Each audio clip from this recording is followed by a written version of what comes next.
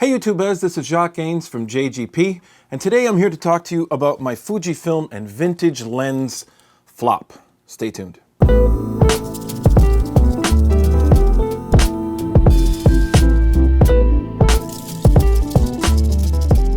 YouTubers, Jacques from JGP. Listen, before I start, as of taping, the Hurricane Irma has not hit the coast of Florida, but all points to something very catastrophic and something that's going to be pretty bad. My heart goes out to everybody there. As soon as I get the chance to see any sort of way to donate and give to the catastrophe that's at this point in time about to happen, I will be doing that. So if you guys know of any ways of donating to any cause that might be useful, I will do it. I just need to know what it is. Leave your comments below. Don't forget to stay tuned. I also have some more photo shoots coming out. Also check the playlist in the description below. It's really cool. There's a lot of great stuff. And I also have these series called Photoshoot Therapy. You can already look. I'll leave a link below to the one I did with Megan, but I also have one coming out with Marjo, who's a makeup artist. It's all about talking about the photo shoot after the fact and after we had done it, regrets, what went well, what went wrong, and we just sit down and talk about it. So without further ado, let's get into the video. So guys, this video is about two things. I'm going to talk to you about my recent Phlearn membership, but I will also talk to you about my first experience and fail with the Fuji XT2 and using vintage lenses. Now, I guess the first thing I want to talk about is my Phlearn membership. I have been looking at Aaron Nace for a long time, and I've been loving the way this guy knows what he's talking about. I've been always on the fence whether I should go and actually pay a subscription at their website. I decided to do it. Why? Because what happens was I used to be working at a place that used to pay for a lynda.com membership. Therefore, I didn't feel the need really to get the Aaron Nace membership that much. And then after I quit at that job, I didn't actually have that membership available to me, the lynda.com membership, so I started shopping again. I shopped and shopped, and I looked at Aaron Nace and what he offers free on YouTube, and it's really great, but a lot of his great stuff you can find on the actual Phlearn website, and I went and signed up. I went and signed up with the Pro membership, and what's great about that is that you have sort of unlimited access to everything, and they give you a great price. So I decided to go with that. So far, I've been really, really happy, and I've been loving every minute of it. I want you guys, if anyone has had any experience with the Phlearn actual paid membership, how you have found it, what you thought it was like, I want to get your feedback. And also if there's any other online courses out there that are great, because what happened with Aaron Nace is that the Phlearn membership is really not that expensive, so I might be able to actually complement it with another membership. So I want to hear your feedback on which memberships are kind of cool out there. Okay, before I get into my actual photo shoot fail and why I think the whole shoot failed a bit, I'm going to get into the things I really like about the XT2 and adapting it to vintage lenses. And here we go. I think one of the biggest advantages, one of the things I love the most, is the focus peaking on this. The focus peaking on this is, first of all, accurate.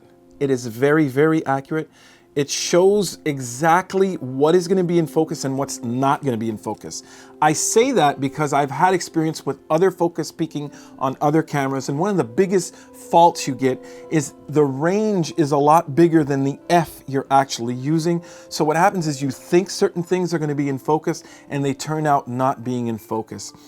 This focus peaking, for some reason, has a tendency to actually give you more intense, I have mine on blue color, to give you more intense blue color in the spots where your focus is going to be right and a bit less later on. This might be just an impression I'm getting, but I can tell you the focus peaking on the XT2 is a dream. So when I checked my photos as well afterward, focus accuracy was right on. I relied on the focus peaking, and I was able to trust it quite a bit. And I was far out I was at dusk and I needed to open really wide. Therefore, it was really tough to actually judge what was in focus or not, but I could really do it with the focus peaking.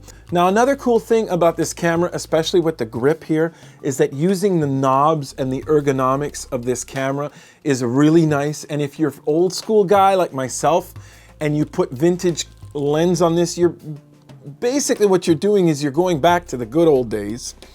And you're using it with a lens that's from the good old days, so you're really back there. You're back in that time, so you're working with your knobs, and that's a lot of fun and really, really great. So all in all, I really thought also a great sort of portrait setup if you're actually going to go out and use vintage lenses. It's really nice to have the 50mm and the 135. They're great combinations. So with the 1.5 equivalent, you get yourself quite a big zoom on this one, and you get yourself, with the 50, you get 75mm on this, and 135, what's 135 times 1.5? Check it out, guys. Put it in the comment below. But you get yourself a zoom range, which is a lot of fun when you want to go out and compress the background. So these two combinations are really good. Why do I say in the title that there had been a fail? It doesn't have a lot to do about the camera and more about my ability to approach this photo shoot. Now, because it was the first time I was shooting with the camera, I had to concentrate a lot on the settings, a lot on my preparation, and I didn't concentrate a lot on what we're doing here, which is actually taking pictures of something. And the something I was taking pictures of was the model. Now, when you do all this TFP stuff and you do free stuff and you work for people, you want to make sure that whatever picture you get, that there's some sort of utility out of it, that you like what you get. Now, this is a case of a photo shoot where I didn't pay attention to that. I just told the model, come. She came in a setup which for some people is nice, but for myself, I found no beauty in it.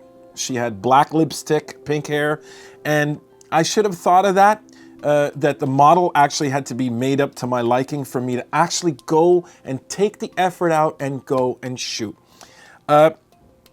So the actual fail in this photo shoot was the fact that the model wasn't to my liking. And I know it sounds very superficial, but when you actually put the amount of effort you do to get your shots, and your shots are worth value, people. Do not ever forget that, photographers. Your shots are worth value.